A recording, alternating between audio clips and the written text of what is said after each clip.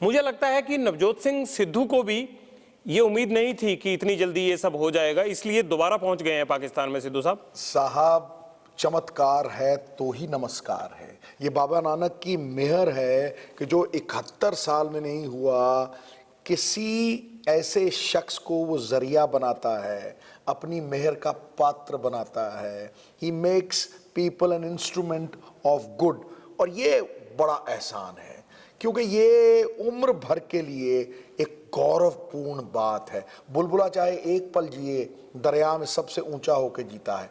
क्या मिलेगा मार के किसी को जान से? पटियाल साहब, मारना हो तो मार डालो एहसान से। दुश्मन मर नहीं सकता कभी नुकसान से, और सर उठा के चल नहीं सकता मरा हुआ एहसान से। ये आपको लगता है कि इस कॉरिडोर में अब कोई अड़चन नहीं आएगी, कुछ नहीं बचा? देखिए, मतलब जो पात्र थे, योग्य पात्र जिन्होंने निर्णय लेने थे, उन्होंने निर्णय ले लिया है। ये आस विश्वास में तब्दील हुआ, और आज विश्वास हकीकत में तब्दील हो गया। एक सपना था करोड़ों का, 12 करोड़ नानक नाम लेवा, और उनकी अरदास आज कबूल हुई है। दिन खास है, करोड़ों का विश्वास है। सिद्धू साहब सीधा बताइए, आपको उम्मीद थी कि इतनी जल्दी हो जाएगा? देखिए, मैंने अपनी सारी जिंदगी में ये अहंकार नहीं रखा कि मैं करता हूँ, मैं कोशिशें करता हूँ। इसीलिए मैं कहता हूँ, कसम ना खाओ कभी वायदा निभाने की कि रिश्ते टूट जाते हैं अक्सर कसम खाने के बाद। मेरी माँ कहा करती थी, पटियाल साहब, कसमें और वायदे टूटने के लिए होते हैं, कोशिशें कामयाब होती हैं। तो मैं जी जान से ये कोशिश करना चाहता था, बाबा नानक की मेहर, उसकी अच्छाई का जरिया बनना चाहता था। लेकिन एक नेक वजीर आजम इमरान खान, मैं उनका धन्यवाद करना चाहता हूं, क्योंकि उन्होंने ये शुरुआत की और लोगों को लगा वाकई, क्योंकि ये सिद्धू साहब, ये इमरान खान का 28 तारीख को नींव पत्थर रखना ही क्या भारत की सियासत पर ये प्रभाव डाल रहा था कि आप भी जल्दी से कुछ कीजिए वरना सिख नाराज हो जाएंगे? बिल्कुल। दूसरी बात ये है कि एक सोच थी। देखिए, अगर सृष्टि को बदलना हो पटियाल साहब, तो इस दृष्टि को बदलना पड़ता है। नजरें बदली, नजारे बदले, कश्ती बदली, किनारे बदले। प्रधानमंत्री आए गए, लेकिन ये प्रधानमंत्री ही मेंट बिजनेस। आपको इन पे विश्वास था और इनकी वचनबद्धता जो थी। देखिए, ये भी हो सकता था कि टॉक्स कैंसिल हो गई थी, मैं भी मायूस हो गया था। यकायक फिर ये इंडियन गवर्नमेंट ने अनाउंस किया, तो इमीडिएट रेसिप्रोकल। अगर किसी ने बादशाह फेंका तो ये कस साथ के साथ कि जी मैं 28 को उद्घाटन करूंगा। उसके बाद इंडियन गवर्नमेंट ने फिर 26 को। अगर इमरान खान डिक्लेयर ना करते 28 की डेट, तो शायद ये ना होता भारत की तरफ से। सिंपल सी बात है, ताली दो हाथ से बजती है, दो पंखों से उड़ान होती है। It takes two to tango. दोनों की रजामंदी के बिना ये कैसे ऐतिहासिक काज हो जाता? ये ऐतिहासिक है और जोड़ने वाला कार्य है। ये सरकारों को गुडविल बनाने वाला कार्य है। मतलब करोड़ों लोग आज जय जयकार कर रहे हैं। फिर क्रेडिट वॉर में क्यों फंस गए हैं सियासी लोग? पंजाब में आपके मंच पर जो कुछ हुआ, आप तो गए नहीं उस मंच पे। देखिए, मैं इस महान कार्य को, धर्म के कार्य को, सियासत से बहुत दूर आंकता हूं। इसीलिए तो आपकी पार्टी के लोग सियासत क्यों कर रहे हैं फिर? मैं कहना, मैं एक चीज मानता हूं, बड़ी सिंपल सी है। मैं कहता हूं कि धर्म को, किसी भी धर्म कार्य को सियासत और आतंकवाद के चश्मे से मत देखो। ये आतंकवाद का असर तो पड़ता है ना सिद्धू साहब? देखिए, असर चाहे कितना मर्जी पड़ता हो, लेकिन धर्म जोड़ता है। रोज घरों के लड़के तो मरते हैं ना। मैं कहता हूं, इधर भी मर रहे हैं, उधर भी मरते हैं। उनको रोकने का सबसे बड़ा जरिया क्या है? अमन अमान, पीस। आपको लगता है ये कॉरिडोर पीस का कॉरिडोर बनेगा दोनों मुल्कों के बीच? असंख्य संभावनाएं, क्योंकि टूटा हुआ संपर्क था। संपर्क जब बनता है तो विश्वास पैदा होता है, संपर्क जब टूटता है तो संदेह पैदा होता है। लेकिन भारत पाकिस्तान के रिश्तों में कई बार ये संपर्क बने हैं और टूटे हैं। इस बार ये खड़े रहेंगे संपर्क और ये कॉरिडोर वो काम करेगा, इस बात की क्या गारंटी है? देखिए, गारंटी किसी भी चीज की नहीं। गारंटी तो ये भी नहीं है कि मैं इस मोड़ को मुड़ूंगा और मैं जिंदा रहूंगा। ये परवरदिगार करता है। मैं ये मानता हूं कि क्योंकि दोनों सरकारें अब वचनबद्ध हो चुकी हैं, कल ग्राउंड ब्रेकिंग सेरेमनी होगी, और करना ज्यादा 4.5 किलोमीटर का जो एरिया है वो पाकिस्तान में है, और वो जब 550वां साल हम मनाएंगे, तब इसका खुलने का आसार है। देखिए, आकाश की कोई सीमा नहीं, पृथ्वी का कोई तोल नहीं, साधु की कोई जात नहीं, और पारस और बाबा नानक का कोई तोल नहीं, कोई मोल नहीं। पारस जिसे छूता है गौरव का संचार कर देता है, चीज धूमिल हो उसे उज्जवल बना देता है, और जिसका मोल ना हो उसे अनमोल बना देता है। नारोवाल डिस्ट्रिक्ट में 1 एकड़ जमीनें हैं लोगों के पास, 1 एकड़ लैंड होल्डिंग्स है, गुर्बत है। मैं कहता हूं जिस दिन ये सिख यात्रियों का आगमन शुरू हो गया, आप देखिए वो पारस के छूते ही एकदम से हुलिया बदल जाएगा इस एरिए का। मुझे जो लगता है, और मैं दूरंदेश इंसान हूं, मुझे जो लगता है कि ये नींव है, ये पहली स्टेप है जिससे 2 पंजाब जो बिछड़ गए थे, टूट गए थे, साडी हिक दे उत्ते जिहड़ी लकीर बनाई है वो हमारे कल्चर्स को चेंज नहीं कर सकती, हमारी खुराक को चेंज नहीं कर सकती, हमारी ज़ुबान को चेंज नहीं कर सकती। और जो ढाल बन के हम लड़े, जितने भी इन्वेडर आए, ये उस मार्शल कौम को चेंज नहीं कर सकते। आप बहुत खुश हैं। मैं कह रहा हूं खुशियां ही खुशियां हो दामन में जिसके, क्यों ना खुशी से वो दीवाना हो जाए। मैं तो दीवानेपन की इंतहा तक खुश हूं। ये दीवानगी कैप्टन अमरिंदर सिंह पे क्यों नहीं है? उनको भी बुलाया गया था, वो तो नहीं आए। उन्होंने तो आपके बारे में ये भी कहा कि उनका जाना वहां उनका अपना नजरिया है। वो आप में कौन सा नजरिया ढूंढ रहे हैं? देखिए, उनका अपना, उनकी अपनी सोच है, मेरी अपनी सोच है। वो किसी और ढंग से इसे देखते हैं, मैं किसी और ढंग से इसे देखता हूँ। मैं ये देखता हूँ कि अगर अमन होगा और प्रॉस्पेरिटी होगी, खुशहाली होगी, लोगों का पीपल टू पीपल कांटेक्ट बढ़ेगा, टॉक्स होंगी, तो ये खून खराबा बंद हो सकता है। मैं ये मानता हूँ कि किसी बाप के कंधे पे, जो दुनिया का सबसे बड़ा बोझ होता है, अपने बेटे का जनाजा नहीं होगा। मैं प्यार की भाषा बोलता हूँ, अमन की भाषा बोलता हूँ, और मेरे बाप बाप ने मुझे यही सिखाया है कि अमन प्यार जोड़ता है, मजहब जोड़ता है, और जोड़ने वाले को मान, तोड़ने वाले को अपमान। ये सुई जोड़ती है, मैं पगड़ी में सजाता हूँ, और कैंची काटती है, दर्जी पाँव के नीचे ठोकता है। ये बताइए कि ऐसा क्या कहा था आपको इमरान खान ने? आपके पाकिस्तान से जाने के बाद जितने भी आपके सियासी विरोधी थे, उन्होंने कहा सिद्धू झूठ बोल रहा है, इसको कुछ कहा ही नहीं। देखिए, ऐसी क्या बात हुई थी कि आपको इतना भरोसा था? आप तो खोल दीजिए, अब तो होने जा रहा है। देखिए, मुझे एक बात का भरोसा था कि अगर मुझे कुछ कहा जाएगा तो ये इंसान किरदार वाला है, ये उस पर खड़ा रहेगा। 2 प्रधानमंत्री, सिर्फ बाजवा साहब ने कहा था या उन्होंने भी कहा था? अब ये अंदर की बात है, ये जो दीवारों की में बात हुई मैं उस पर नहीं जाऊंगा, लेकिन बाजवा साहब ने जब आके मुझसे हाथ मिलाया तो बात ऐसे शुरू हुई थी। उन्होंने कहा कि मैं वो जर्नैल हूं जो क्रिकेटर बनना चाहता था सिद्धू साहब। मैंने कहा जी, मैं वो क्रिकेटर हूं जो जनरल बनना चाहता था। तो फिर ये बातचीत जब शुरू हुई तो सडनली उन्होंने कहा कि वी वांट पीस, और हमने ये डिसाइड किया है, और वज़ीर आज़म ने ये कहा है मुझे संदेशा देने के लिए, हमने ये डिसाइड किया। ऑब्वियसली ये आज आप नई बात जोड़ रहे हैं कि वजीर आजम ने कहा है। देखिए, बात मतलब वही होता है, कोई इंडिपेंडेंटली अगर आके कहेगा तो उसका मतलब भी ये है कि जो टॉप बॉस है वो रजामंद है। आप आफ्टर ऑल वो बातचीत हुई होती, उन्होंने कहा है कि ये लांगा खुलेगा, हम ये लांगा खोल देंगे। ये नहीं कहा कि हम ये लांगा खोलने के लिए तैयार हैं या कोई शर्त है, हम ये लांगा खोल देंगे। अब मुझे बताइए, कोई आपको सारी कायनात आपकी झोली में डाल दे, आपके माँ बाप की सबसे बड़ी अरदास को पूर्ण करने की बात करे, तो आप भाव विभोर होगे ही। आप उसके पीठ करके तो नहीं खड़े।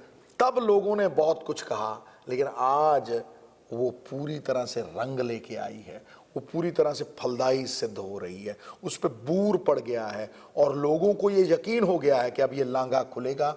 अनंत संभावनाओं से ओतप्रोत हो सकता है कि जो हमारी किस्मत पे ताले लगे हुए हैं वो भी खुल जाएं। देखिए, मेरा एक ड्रीम है, मेरा एक सपना है, और मैं सपने देखता हूँ।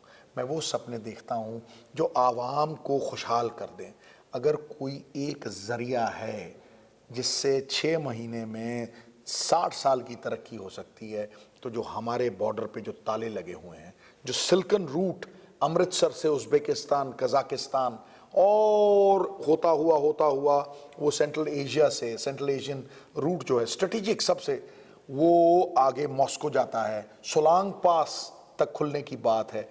जो ट्रेनें चलती थीं पंजाब मेल, जिन पे गाने गाए जाते थे, वो लाहौर तक जाती थी। मैं कहता हूँ पेशावर जाएं, अफ़गानिस्तान जाएं, और जो सब्जियां हमारी बर्मिंघम जाती थी, आज अगर आप देखें सब्जी हो, चावल हो, गाजर हो। सिद्धू साहब, इतना आसान है ये? मैं कहता हूं आसान इस दुनिया में क्या है? सोते हुए शेर के मुंह में हिरन खुद चल के आता है, उसे शिकार करना पड़ता है। क्या आप हाथ करे बगैर बुर्की भी मुंह में डाल सकते हो?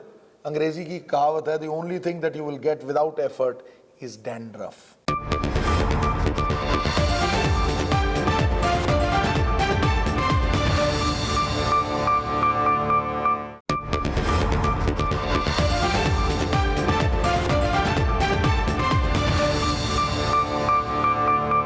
ऐसा तो नहीं है कि अमेरिका ने बहुत दबाव बनाया, आतंकवाद के खात्मे के लिए पाकिस्तान साथ नहीं दे रहा है? ऐसा तो नहीं है कि इंटरनेशनल कम्युनिटी को पाकिस्तान ये दिखाना चाहता है कि देखिए हम बॉर्डर पर कितने उदार हो गए हैं, कितने अच्छे हो गए हैं?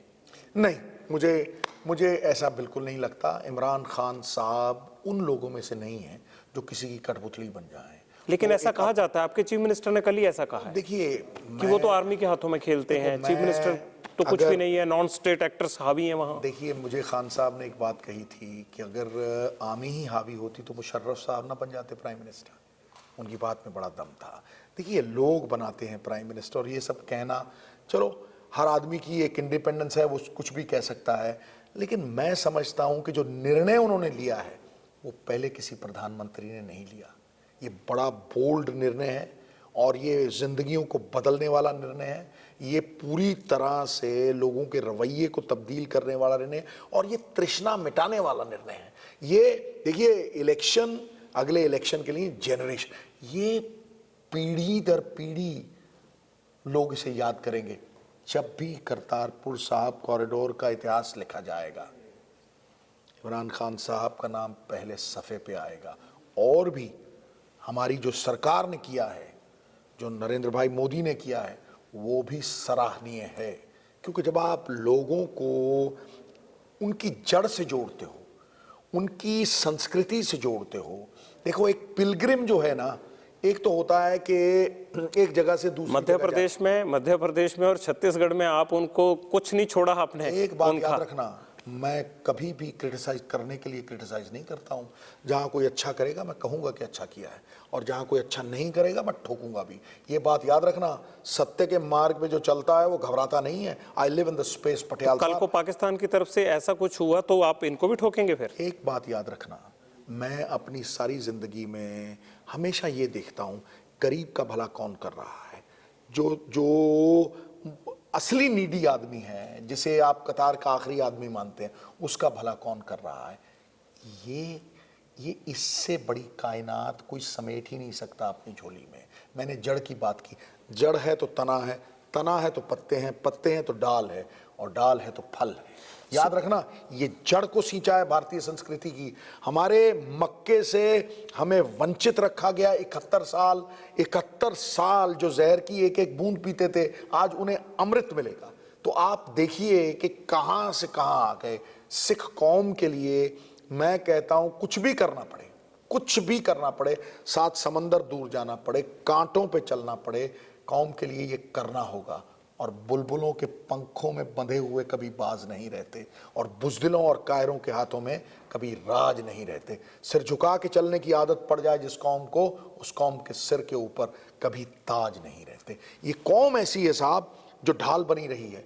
इस कौम को अपने मक्के से वंचित रखना, ये कतई। सिद्धू साहब, ये जो सिद्धू और खान डिप्लोमेसी है, ये सिर्फ अब करतारपुर लांघे तक ही सीमित रहेगी, या ये आगे ट्रेड और क्रिकेट डिप्लोमेसी इसका अगला पार्ट है? देखिए, एक बात आप समझ लीजिए पटियाल साहब, वक्त दिखाई नहीं देता पर बहुत कुछ दिखा देता है। नहीं, आप दोनों क्रिकेट से जुड़े रहे हो तो आपकी ये कोशिश भी होगी फिर तो। मेरी एक बात समझ लो, मैं सरकार में नहीं हूं, मैं चादर उतनी से ही पैर निकालता हूं जिसमें मेरे पैर समट जाएं। चादर के बाहर करतारपुर कॉरिडोर के लिए भी आप सरकार में नहीं थे, फिर भी आपने चादर से पांव निकाल दिए। मसला सिखों का था। हालांकि सुन लीजिए, करतारपुर कॉरिडोर के लिए मुझे कहा गया था, मैंने पहल नहीं की थी। इसीलिए ये इतनी बड़ी बात थी कि एक दोस्त के बुलावे पे आया, दोस्त बन के आया, और उसको ये इतनी बड़ी भेंट दी गई और वो जबान जो जिस तरह से, जिस अंदाज से वो बात की गई,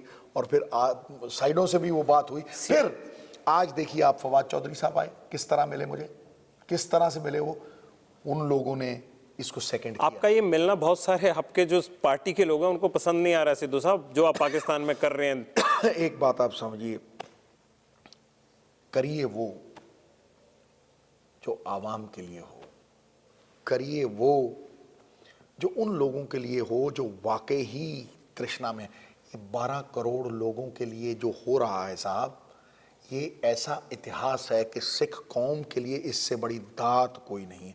किसी को अच्छा लगे या बुरा लगे, जो क्रेडिट की राजनीति में पड़े हैं ना, उन्हें क्रेडिट नहीं मिल रहा। मान और सम्मान, ये वेदों में लिखा आता है, मान और सम्मान उसे नहीं मिलता जो इसकी इच्छा करता है।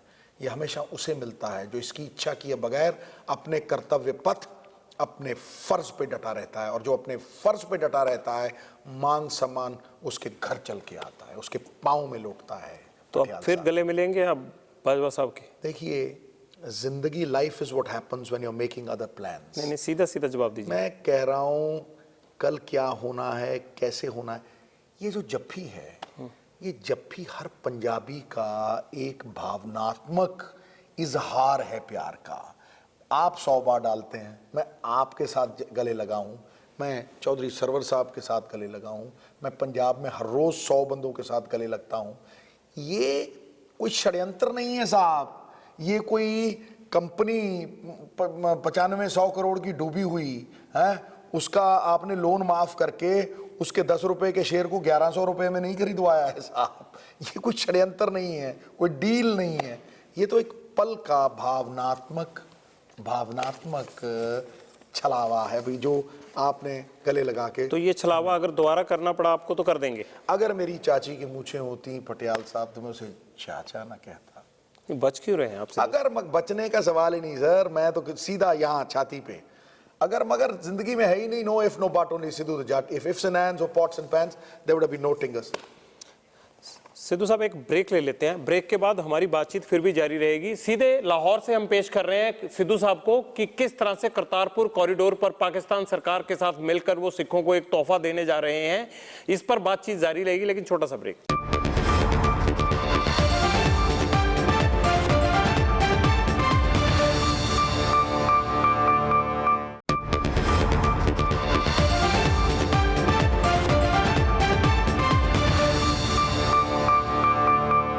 करतारपुर साहिब कॉरिडोर खुलने से क्या खुलेगा भारत और पाकिस्तान में बसने वाले लोगों के दिलों का कॉरिडोर? क्या नफरत का कॉरिडोर बंद होगा? नवजोत सिंह सिद्धू सीधे लाहौर से राजभवन में मौजूद हैं। बड़ा मुद्दत पुराना ये राजभवन है, बहुत ही नायाब राजभवन है वाकई। सिद्धू साहब, राजभवन की बात तो होगी, आप ये बताइए कि ये जो कॉरिडोर है ये लोगों के दिलों को जोड़ेगा, आप कह रहे हैं, क्या ये भारत के बिजनेस को, और मैं बात कर रहा था क्रिकेट को, ये आपके एजेंडे में है या नहीं? आप इस सवाल से थोड़ा साइड से निकल गए। बिल्कुल है। देखिए, ये सपना है। अब मैं उसके लिए आवाज उठा सकता हूं या नहीं, उस दायरे में हूं या नहीं, इस बात की मुझे चिंता नहीं। लेकिन मैं ये जानता हूं कि 2 पंजाब जब जुड़ेंगे, ये ताले जब खुलेंगे और ये रास्ते जब सोलांग पास तक जाएंगे, तो हम 6 महीने में 60 साल की तरक्की करेंगे। मैं बाबा नानक की गई अरदास को पुगाने आया हूं, इस कौम के लिए यहां आया हूं। 7 समुंदर दूर जा सकता हूं। बाबा नानक सांझे थे, वो मुसलमानों के पीर हैं और हिंदुओं के गुरु हैं। वो उच्च के पीर हैं, उन्हें दोनों मानते हैं। तो जब जोड़ेंगे तो बड़ी सी जफियां डलेंगी, और जब जफियां डलेंगी उसका रिजल्ट यही है कि सारी कौम को फायदा होगा, सूबे को फायदा होगा। 2 पंजाब जब जुड़े हुए थे, इससे 100 गुना तक। आप क्या मन्नत मांगने हैं? अरे, मैं यही मन्नत मांगने आया हूं कि जो टूट गए थे, जिन्होंने इतना जुल्म झेला है, बाबा नानक उनके जख्मों पे मरहम लगा दे, इन 2 पंजाबों को दोबारा जोड़ दे, ये तिजारत फिर से शुरू करवा दे, इस खून खराबे को मिटा दे।